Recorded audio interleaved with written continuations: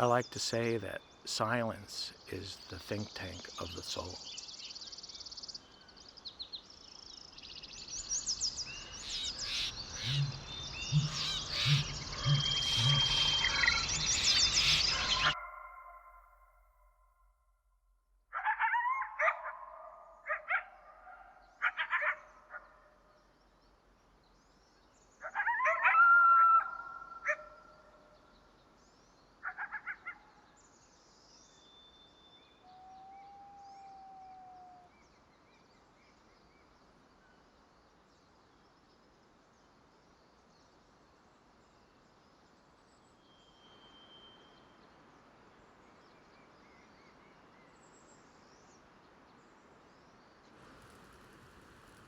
Listening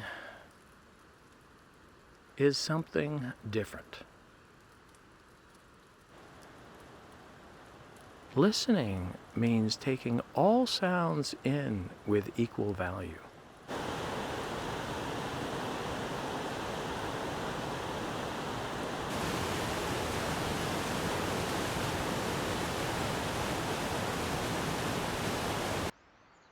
So instead of listening for a sound,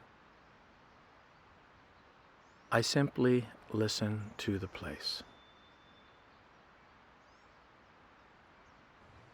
Today, it's the echo of the Hoh River rush off the mountain ridgetop. It is a sound of the valley, and not only the sound of the valley, but where I am in the valley. It's all information.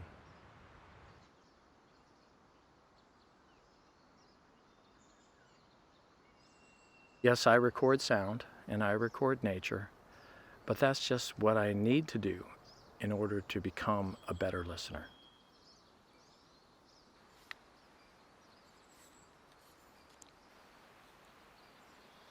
Nature is as busy communicating as we are. I find places that are completely free of noise pollution, and places that we can listen to nature at her most natural.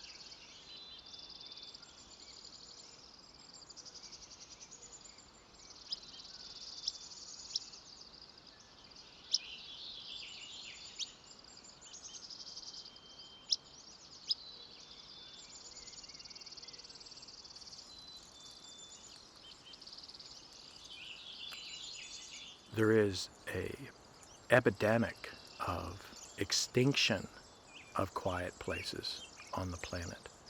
There is not one natural place on planet Earth set aside off limits to noise pollution. Here, the auditory horizon can be as great as 20 miles. Now, if you do the math and you calculate the area of a circle with a 20-mile radius, that's over 1,000 square miles.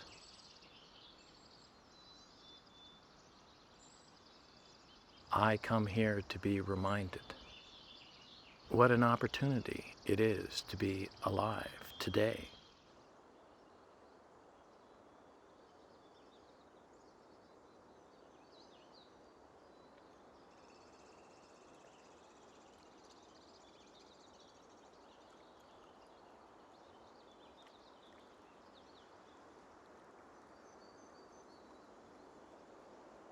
Nature is music.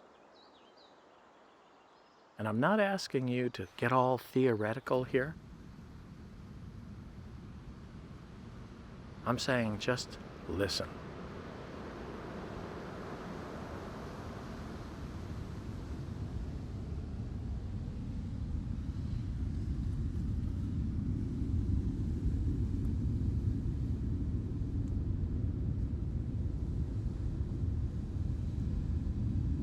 I've recorded well over 700 different logs, which I now call nature's largest violin.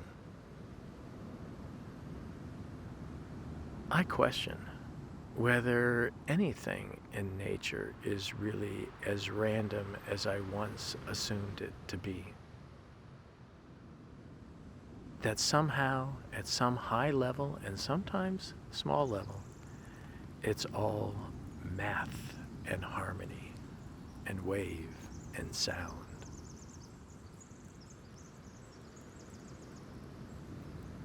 Sound has told me to be like the wave. Accommodate all things.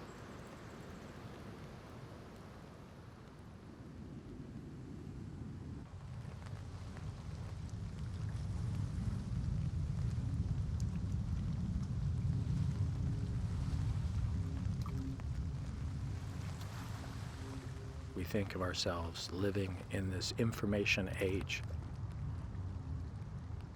Well, the auditory horizon in the city, if we're lucky, is only 2 blocks.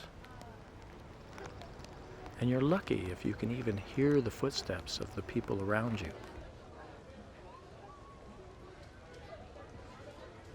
And the information is often the same, the repetitive, of just a few species.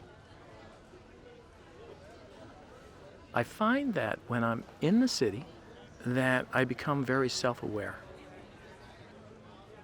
Every place I look in the advertisements and the people and the fashion and the conversations, all about people, all about us. And I find myself thinking about me.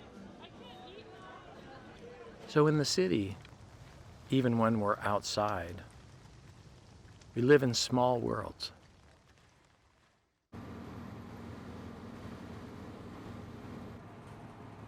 We cannot think truly, originally, and be ourselves without quiet. And that is the gift of quiet, is that it allows the faint meanings of sound to gain its original importance.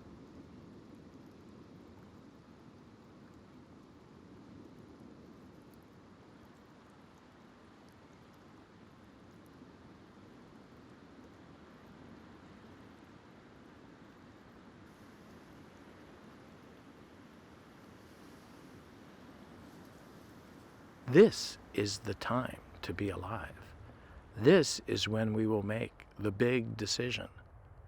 Will we or will we not fall back in love with planet Earth?